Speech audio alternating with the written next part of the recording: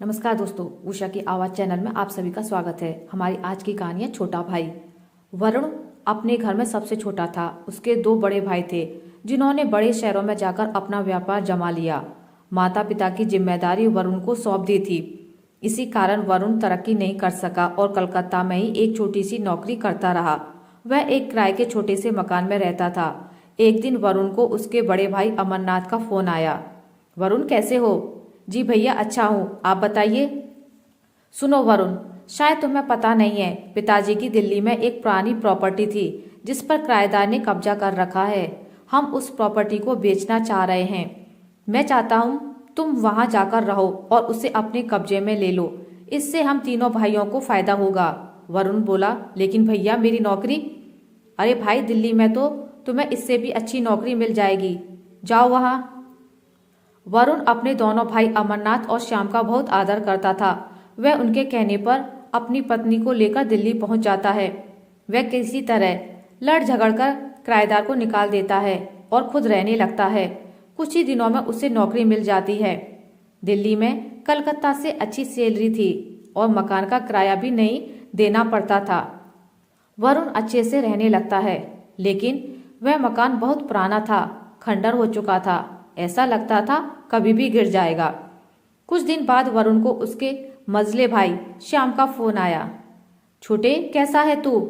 भैया मैं मजे में हूँ, दिल्ली में अच्छी नौकरी मिल गई है, सब अच्छे से चल रहा है। चल अच्छा है। हाँ, एक बात तुझे बतानी थी।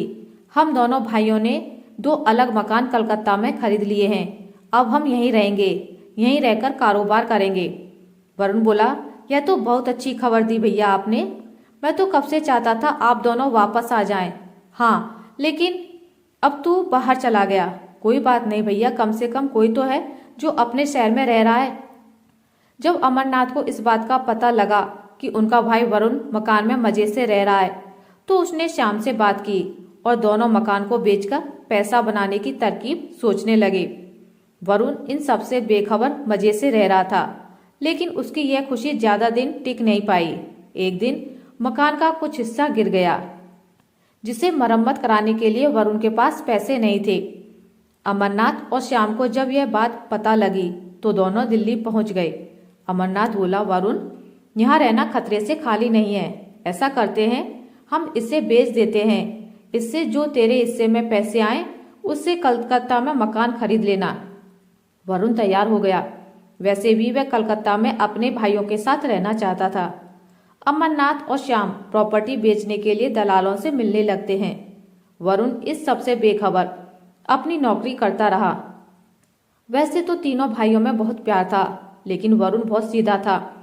इधर उसके दोनों भाई पैसे के मामले में बहुत चालाक थे। एक दिन उस मकान का सौदा हो गया। वरुण ने भी कागज साइन कर दिए। तीनों प्रॉपर्टी बेचकर कलकत्ता पहुंच गए। वहां पहुंचकर वरुण ने वही पुराना मकान जो पहले किराए पर था, उसी में फिर से किराए पर रहने लगा। 2 दिन बाद दोनों भाइयों ने वरुण को बुलाया और कहा, यह ले वरुण, अपने हिस्से के पैसे। यह कहकर अमरनाथ उसे 5 लाख रुपए पकड़ा देते हैं। भैया ये क्या? मुझे तो पता लगा था कि मकान 30 लाख का बिका है और मेरे हिस्से में 10 लाख आएंगे। यह सुनकर दोनों भाई सक पका जाते हैं। नहीं छोटे, किसी ने तुझे गलत बताया है। मकान 15 लाख का बिका है। भैया आप ठीक कह रहे होंगे। एक काम कीजिए, ये पैसे भी आप रख लीजिए। मैं आपकी बहुत इज्जत करता हूँ, लेकिन मुझे लगता है पैसों की जरूरत आपको मुझसे ज्यादा है। यह कहकर वरुण पैसे छोड़कर वापस घर आ जाता है। उसे विश्वास नहीं हो रहा था कि उसके दोनों भाई उसके साथ इतना बड़ा धोखा कर सकते हैं। इधर अमरनाथ की पत्नी जानकी जी ने वरुण के जाने के बाद दोनों को आड़े हाथों लिया। जानकी बोली, आप लोगों को शर्म आनी चाहिए। अगर उस समय सास ससुर जी की जिम्मेदारी वरुण ने ना उठाई होती तो आप ये लाखों रुपए कमा पाते? वो तो अपने माता पिता को छोड़कर पैसा कमाने जा सकता था।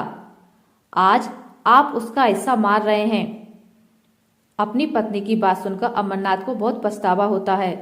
वो बेचारा आप दोनों का इतना आदर करता है कि चुपचाप चला गया, और कोई भाई होता तो आपको कचहरी में घसीटता। श्याम बोला, भैया गलती तो हमसे हो गई। वो बेचारा किराए के मकान में रह रहा है और हमारे पास 2 बड़े मकान हैं। 1 महीने तक वरुण से उनकी कोई बातचीत नहीं होती है। एक दिन दोनों भाई अपनी पत्नियों के साथ वरुण के घर पहुंच जाते हैं। आज रविवार था। वरुण घर पर ही था। अरे भैया भाभी, आप आइए बैठिए, मैं अभी आपके लिए पानी लेकर आता हूँ। अमरनाथ बोला, बस वरुण, हम बहुत शर्मिंदा हैं। तेरे साथ हमने बहुत गलत व्यवहार किया। वरुण बोला, भैया भूल जाइए, हम सब में प्यार बना रहे, बस मुझे कुछ और नहीं चाहिए। श्याम बोला, ये ले वरुण अपने मकान के कागज, हमने पूरे पैसे से तेरे लिए मकान खरीद लिया, 30 लाख का। वरुण की आंखों से आंसू बह रहे थे। उसे देखकर अमरनाथ की आंखें भी नम हो गईं। वे उसी दिन वरुण का सामान नए घर में पहुंचा आए और उसकी नौकरी छुड़वाकर उसे अपने व्यापार में शामिल कर लिया। आशा करती हूँ आपको मेरी आज की कहानी अच्छी लगी होगी। अगर आपको मेरी कहानी अच्छी लगी है तो इसे लाइक करें, ज़्यादा से ज़्यादा शेयर करें और अगर आप मेरे चैनल पर नए हैं तो इसे सब्सक्राइब करना ना भूलें। मिलते हैं एक नई कहानी के साथ, तब तक के लिए नमस्कार।